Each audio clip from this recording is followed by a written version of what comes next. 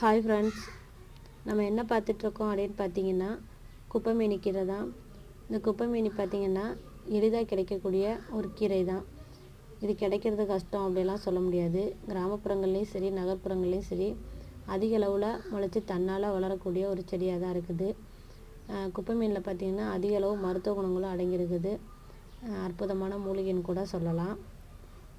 குப்பைமேனியில் என்னென்ன பயன்கள் இருக்குது அப்படின்னு சொல்லிட்டு வாங்க பார்க்கலாம். குப்பைமேனி கீரை பார்த்திங்கன்னா ஸ்கின் பிரச்சனைக்கு நல்ல மருந்தாக இருக்குது. அப்புறம் பார்த்திங்கன்னா சளிக்குமே சிறந்ததாக இருக்குது. இந்த கீரையை நம்ம கலவைக்கீரையோடு சமைச்சு சாப்பிட்லாம். நம்ம உடம்புல ஏற்படுற உஷ்ணத்தை குறைக்கவும், அப்புறம் பார்த்திங்க அப்படின்னா ரத்தத்தை சுத்திகரிக்கவுமே நல்ல மருந்தாக தான் இருக்குது.